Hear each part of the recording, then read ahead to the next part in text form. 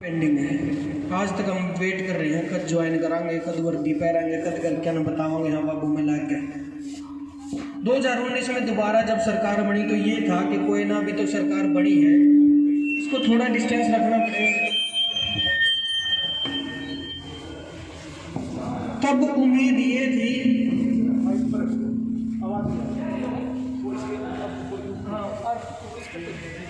किसी पे रख दो, नहीं रख दो सामने, यही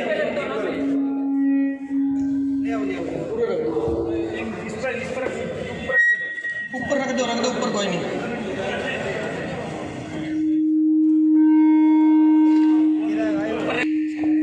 किसी को इसका पता हो, आइडिया हो, कुछ नॉलेज हो तो देखो ना एक बार।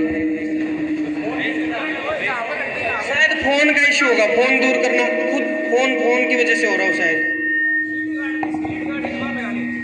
2019 में जब सरकार दोबारा बनी थी, हर बच्चे को ये उम्मीद थी भाई कोई नहीं, भी तो सरकार बनी है, दोबारा से रूपरेखा तैयार होंगी और कितने कितने सूद बैठेगा। तुमने सबने बाट भी देखी, वेट करया ना, खड़े होके ठीक है, तुमने सबने वेट करया भाई कदे न कदे हमारी सुनवाई होगी, लेकिन सुनवाई नहीं हुई। उस पीड़ा को लेके इतनी तपती दोपहर में, इतनी गर्मी में किसी का शौक को नहीं भाई कितने इकट्ठे होने का, पीड़ा है अंदर तुम्हारे सबके। और ये पीड़ा और ज़्यादा तब होगी, आज तो मुद्दा पुलिस का है। हम सबसे बड़ी कमी हम युवाओं की क्या है कि हम अपने अपने मुद्दों पे बांट दिए गए। जैसे बीजेपी ने जात पात में बांटे ना, भाई तुम जाट हो, तुम सैनी हो, तुम ब्राह्मण हो, नू तुम भी बांट रखे हो नौकरियां के नाम पे।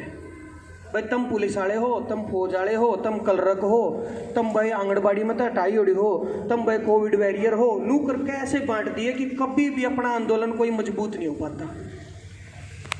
हमारी सबसे बड़ी कमी ये है कि आज अगर पुलिस की भर्तियों के लिए ये धरना हो रहा है, हमारा जो विरोध प्रदर्शन है, इसमें वो लोग शामिल नहीं है जिनकी फौज की भर्तियां या जो कलरक की नौकरी से पीड़ित है, किसी भी वजह से पीड़ित है। हम इसलिए मजबूत नहीं हो पाते, हम अपने अपने डिवाइड करे बैठे हैं कि पुलिस की पीड़ा मेरी है, फौज की पीड़ा तेरी है। पीड़ा हर युवा की एक साथ है। जिस दिन सारे एक प्लेटफॉर्म पर आ गए, चाहे किसी भी नौकरी से पीड़ित हो, कोई किसी भी वजह से पीड़ित हो, किसी भी वजह से बेरोजगार हो, कोई भी डिपार्टमेंट हो, जिस दिन सारे एक प्लेटफॉर्म पाओगे उस दिन सरकार सुनेगी। नहीं तो छोटे छोटे दड़िया में हम बट रहे हैं।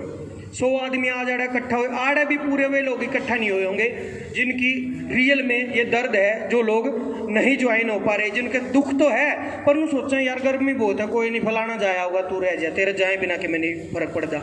हर आदमी से फर्क पड़ता है, एक एक आदमी चाहिए, सब ने इकट्ठे होना पड़ेगा, जब जाकर हमारी आवाज़ सुनी जाओगी।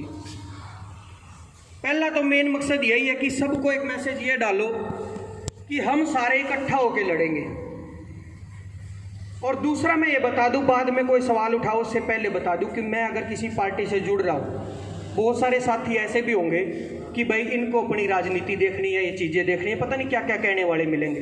मैं आप सबसे अपील यही करता हूँ, मेरा बोलने का मकसद यही है कि मुझे आप लोगों ने प्यार दिया तो मेरी जिम्मेदारी है, आप लोगों ने जो सम्मान दिया उस सम्मान के लिए आवाज़ उठाना मेरी जिम्मेदारी। मैं नू नहीं कहता, मैं उठाऊँगा आवाज़। कोई भी भाई जो सक्षम है, जो चाहता हो कि मैं उठाऊँगा, हम उसके झंडे के पीछे लग के, उसके साथ जो आवाज़ वो उठाएगा उसके साथ साथ लग के हम सारा चलेंगे, सारे इकट्ठे होंगे। आज ये दुख दर्द सरकार को दिख नहीं रहा, सरकार को सिर्फ यूं लग रहा है कि बेरोजगार है, बेरोजगारी के अलावा और बहुत कुछ है। जो घरों के हालात अगर हम देखें, ताज़ा ताज़ा किस्सा है, ताज़ा ताज़ा ताल्लू गांव से मेरे साथी आए भी हैं, पवन का किस्सा। और लाखों पवन तैयार हो जाएंगे अगर सरकार ने नहीं सुनवाई करी। कहाँ जाएंगे हम लोग? जो बालक संस्कारों वाले घरों में पला बढ़ा है, जो अच्छे घर परिवार में पला बढ़ा है, वो क्राइम की तरफ तो जावे नहीं। वो ये नहीं सोचेगा कि मैं कितने लूटपाट कर लूँ, नौकरी नहीं लाग रही तो और हड़बाद कर लूँ। उस बच्चे के मन में यही ख्याल आते हैं कि ना, जिंदगी में कुछ बचा नहीं है। पहली बात तो हम सब ने मजबूत होना है। किसी भी साथी ने, बहुत सारे साथी हो, उसका आप में तभी से हो भाई, घर परिवार का हमारा सबका नॉर्मल जुगाड़ है। हम ऐसे घर परिवारों से बिलोंग करते हैं जहाँ पे हर खर्चा हमें सोच सोच के करना पड़ता है। आज भी अगर आड़ा इकट्ठे हुए हैं तो आड़ा का खर्चा भी हमने सोच सोच कर करना पड़ा। भाई हिसार जाना है, आना है, कि भाड़ा थोड़ा लगेगा, कि 5 जने गेला जा रहे तो उन भाइयों पे भी कुछ लग जा, तो सारी चीज़ हमने सोच सोच कर करनी पड़े। रोज़ रोज़ इकट्ठे भी नहीं हो जावे। एक दिन एक मजबूत आवाज़ बन के सारे साथियों को पहले तो साथ मिलाओ, ये डिवाइड मत करो कि मारा रोड़ा पुलिस का, तारा रोड़ा फौज का। सबको एक साथ लेके आओ, एक प्लेटफॉर्म पे लेके आओ।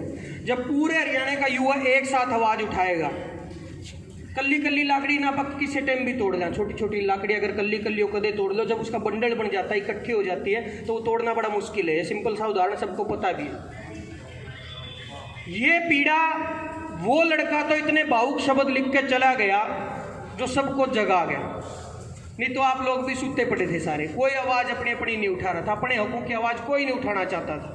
हर आदमी ये सोच के बैठा था कि मन ने किए है, ये और आवाज़ उठाओगे उसमें तू भी लाग जाएगा, भर्ती लिकड़ेंगी तो तेरी भी लिकड़ेगी, पुलिस में लागेगा ये लागेंगे तो तू भी लागेगा, उड़ जाना की जरूरी क्यों गर्मी मरे, ऐसे कोई नहीं लागेगा। ऐसे तो सबसे बड़े गुनहगार वो हैं जिन्होंने 2019 की भर्ती में अप्लाई किया और आज तक उनके भी रिजल्ट नहीं आए। मेरे ख्याल से परसों 11 तारीख को पेशी भी है ना, 11 मई, हाँ परसों हो गया, आज में होगी, परसों सुनवाई है। ये सुनवाई और मजबूत हो जाती है अगर और पहले आप लोग आवाज़ उठाते और पहले इकट्ठे हो जाते। 5वीं सुनवाई है। मैंने इस सरकार तक 5वीं में भी उम्मीद नहीं है, और तब तक उम्मीद नहीं है जब तक आप इकट्ठे नहीं हो। इस सरकार पे इस बात का असर को नहीं होगा हिसार धर्मशाला में 100 जने थे ना, इस बात का असर जब होगा कि फलानी जगह फलाने मंत्री के घर का आगे हजारों लोगों ने धरना दिया। जब इनको अपना डर सताएगा ना कि तारे घर का आगे आके बैठ गए, अड़ के फर्क पड़े इनके, धर्मशाला में करे जाओ, इनका कोई फर्क नहीं पड़ रहा, ये कहीं डिस्टर्ब नहीं हो रहे। जिस टाइम ये डिस्टर्ब होंगे, इन्हें नू लगेगा कि हाँ तार पर बात आ गई, उस टाइम ये अवेयर होंगे, उस टाइम ये सियाणे होंगे, उस टाइम इन्हें सोचनी पड़ेगी हर युवा के लिए। हम सारे किसान परिवारों के बालक हैं, अपना घर में तो उदाहरण है, खुद के घर में लगभग किसान परिवार से हो गए सारे। दिल्ली में आंदोलन होया, अपने बाबू और दादा और बैठे थे उड़े, अगर वे एक भिन्न उड़े दुखी होकर उल्टे हाजिर तो क्या सरकार झुक जाती है? मैं 2 भिन्ने दुखी होकर हाजिर हूँ, सोचर ना यार को नहीं बनती बात, बीच में तोड़ा गया काफ़ी तरह से। और मैं तो बहुत अच्छे मानता हूँ अपने बुजुर्गों को कि 2-2, 3-3 स्टेट के लोग वहाँ बैठे, 4 स्टेट के लोग वहाँ बैठे, और आपसी कोई भी झगड़े की बात पूरे साल में एक बार भी नहीं आई। इतना भाईचारा उन लोगों ने दिखाया, इतना प्यार प्रेम उन लोगों ने दिखाया। उड़ते 2 काम सिद्ध हुए, एक तो भाईचारा बढ़ा आपस में, दूसरा काम सिद्ध होया कि लड़ाई जो अड़ के लड़ेगा वो जीतेगा। वो क्या करे ना, कोशिश करने वालों की हार नहीं होती, वो सच में नहीं हुई। हमारे घरों में हमारे बाप हमारे दादा उदाहरण है, उन लोगों ने तपती दोपहरी भी देखी है दिल्ली बॉर्डर पर बैठ के, उन लोगों ने कड़कती ठंड भी देखी है, उन लोगों ने आंधी तूफान भी देखे हैं, लेकिन वो वापस नहीं लौटे, वो डटे रहे उड़े। हो सकता है कुछ साथियों की कई बार मजबूरी हो, भाई एक दिन किसी ना घर का काम है कोई, वो भी आत्मा तो साफ आत्मा तनु बताना कि सच्ची में काम है, नहीं तो बेवजह कोई झूठा बहाना मार का आज घर बैठ गए ना, तड़के सरकार नहीं सुनेगी। वो सब लोग गुनहगार हैं जो आज घर बैठे हैं यूट्यूब से या कहीं से भी जिनके पास वीडियो जाए। मैं उन सबसे कहना चाहता हूँ, सबसे बड़ा पाप आप लोग कर रहे हो। आप लोग इनका पसीना भी बेकार कर रहे हो, इनकी मेहनत भी बेकार कर रहे हो जो आज यहाँ आए हैं। सबको एक साथ आना पड़ेगा, सरकार को जगाना पड़ेगा। और सरकार से अपील भी करता हूँ, चल एक तो नू हो गए, कई बीजेपी वाले नू कहते हैं तुम जनसंख्या की बात नहीं करते, इतनी ज़्यादा जनसंख्या है, कड़ा नौकरी लावा, अर्जुन सी वैकेंसी है, पहले हुए तो भर दो, उसके बाद आओगी जनसंख्या की बात। तो भाई जो पद खाली हैं, सेना में भी हैं, पुलिस में भी हैं, जब सरकार आई थी इन्होंने घोषणा करी थी आई साल 5000 नौकरी लगेंगी, आई साल, सिर्फ पुलिस की कह रहा हूँ, पुलिस की आई साल 5000 ज्वाइनिंग की, जब इनकी सरकार आई इन्होंने अनाउंस किया था। वो 5000 नौकरियाँ पहले ही अपनी पूरी हो रही अभी तक। तो 5 साल हो गए, 34 साल चल रही है ये, और ये लड़कियां आपके सामने बैठी हैं। हाँ, रिजल्ट रिवाइज करेंगे। इनका जो वो लगा था एक फॉर्मूला जिसमें इनके नंबर का कुछ, हाँ बोल रहे हैं कि 150 लड़कियां बाहर निकलेंगी सर। अब वो 200 लड़कियों ने अगर कुछ गलत स्टेप उठा लिया, जैसे पवन ने उठाया, उसका कौन जिम्मेदार होगा? बिल्कुल वही मैं कह रहा हूँ, गलत स्टेप इसलिए उठते हैं, क्या कारण होता है? देखो, अगर ये बहन आई हुई है, हम सब ऐसे परिवारों से हैं जहाँ के रिश्ते नाते भी अपनी नौकरी, काम धंधा, किले, जमीन, इन चीज़ों को देख के होते हैं, बालक करे की है। अब मान लो किसी गुड़िया का रिश्ता या बता के हो गया कि हमारी छोरी पुलिस में लागण नहीं हो रही है, अब वैसा ही उसके लिए घर परिवार देखा जाएगा। अब जिस दिन उसके ऊपर कोई फार्मूला अप्लाई कर उसने काट देंगे, बेचारी ने पढ़ाई पूरी करी, 100 के 100 नंबर लियावे और पाछत आके कह देना भाई, ये मान लो सरकार कह दे हमने तो भाई बड़े बड़े बाल वाले चाहिए बुला लिए, और आंदे सरकार को कह देना बाल वाले तो कौन ठीक लागे, गंजे चाहिए थे। तो ये तो बेइज्जती वाली बात है ना, पहले बता दे वो गंजे चाहिए थे तो पहले उसी तैयारी करें। रोज के नए फार्मूले लगा के इन बच्चों की हत्याएं की जा रही, अंदर से मारे जा रहे हैं सब। मेरी पीड़ा ये इसलिए है कि भाई साहब मेरी थारी सब की वजह से परमात्मा ने सुन ली कि मेरा थोड़ा बहुत ठीक काम चल गया। अगर मेरा नहीं चलता, बदकिस्मती ऐसी होती, मैं इसी भीड़ में बैठा होता, इसलिए मेरी पीड़ा है। मैंने चुपचाप अपनी जिंदगी इंजॉय को नहीं करनी कि तेरे पे सारी मौज है तो तू काचे काट। मैं आप लोगों के बीच में ही बैठा होता, मैं भी पूछ रहा होता लगांगे क्या पा हवाओं को, चिरागों को हवाओं में उछाला जा रहा है, चिरागों को हवाओं में उछाला जा रहा है और हवाओं पे भी दबाव डाला जा रहा है। हम ही तो हैं जिम्मेदार आंतरिक सुरक्षा के और हम ही को नौकरियों से निकाला जा रहा है।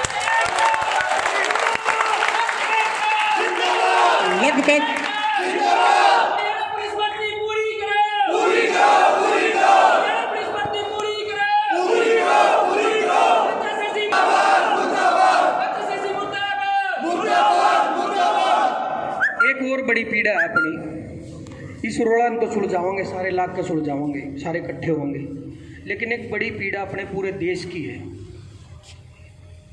ये सरकारें हमारे साथ बहुत बड़ा खेल खेलती है, हमें 4.5 साल तक फुल दुखी रखे, फुल दुखी। यहाँ चुनाव 2 चरणों में होता है अपने देश में।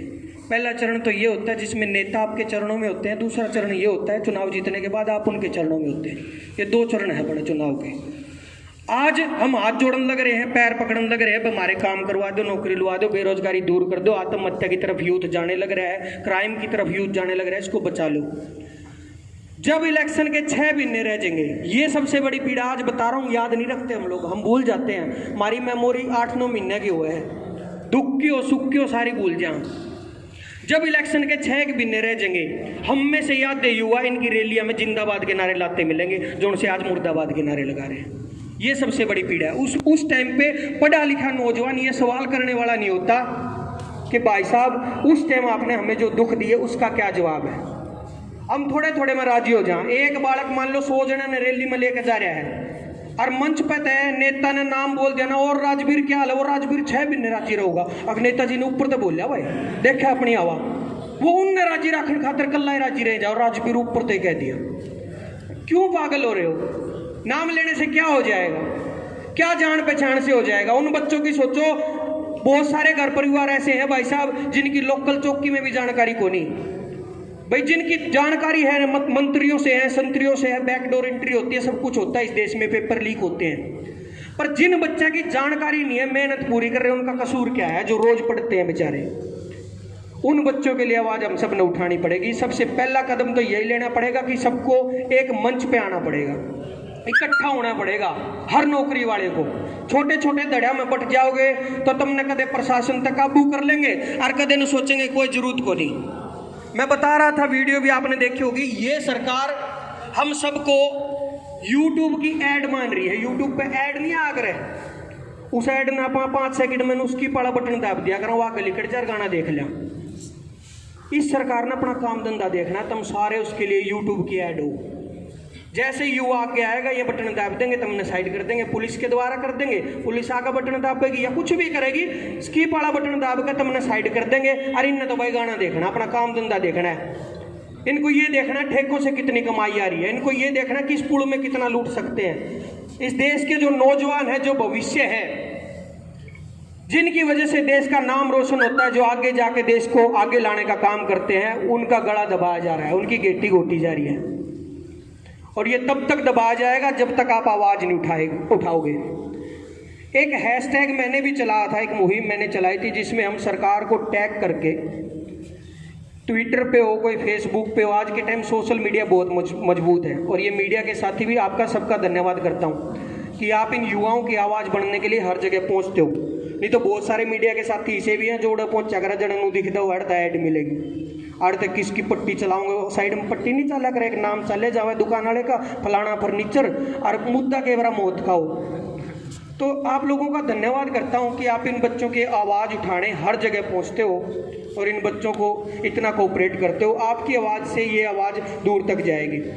हम सारे इकट्ठे होके इस आंदोलन को सिर्फ हिसार तक सीमित नहीं रखेंगे, इस आंदोलन को 100 लोगों तक सीमित नहीं रखेंगे, 200 लोगों तक नहीं रखेंगे। इस आंदोलन को, इस आवाज़ को लाखों लोगों तक लेके जाएंगे और दिल्ली तक लेके जाएंगे। कौन कौन तैयार है दिल्ली तक आंदोलन लेके जाने में? एक चीज़ मैं बता दूं साथियों, आंदोलन में सबसे बड़ा डर युवा साथियों को क्या होता है? सबसे बड़ा डर, खासकर पढ़ने वाले बच्चों को, उनको डर होता है पुलिस केस का। सब आगे आना चाहते हो, आप सब में जुनून, आप सब नू चाहो हड़ांगे और लड़ांगे, लेकिन एक डर होता है कि पुलिस केस ना बन जाए। इस डर के आगे भी खड़ा होना पड़ेगा। आप में से अगर 100 आदमी हो तो 5 आदमी से छांट लो जो के मैं अड़ूंगा। जिन्हें नू लगता हो मेरे पे केस लग गया पाछे भी कुछ नहीं, कोई दिक्कत नहीं, घर परिवार में टेंशन नहीं आनी भाई। जो नू हो कल्ला ही है, सारा घर का काम वो करे, सारी चीज़ वो करे है, वो तो बेशक पाछे रह जियो जिस पे जिम्मेदारी है।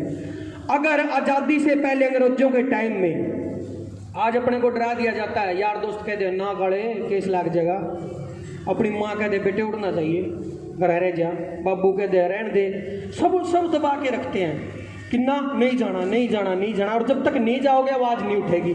आज़ादी से पहले अगर भगत सिंह की माँ ने ये कह दिया होता कि बेटे तन्ने नहीं बोलना और थोड़ा देश पड़े आज़ाद कराना नहीं, ये करा लेंगे। चंद्रशेखर की माँ ने ये कह दिया होता ना बेटे तन्ने नहीं जाना, राजगुरु सुखदेव के माता पिता ने कह दिया होता बेटे तन्ने नहीं जाना, तो आज भी हम गुलाम होते और हैं आज भी गुलाम। वे अंग्रेज गए, दूसरे आ गए और इन दूसरे ने तो और बुरा हाल कर दिया।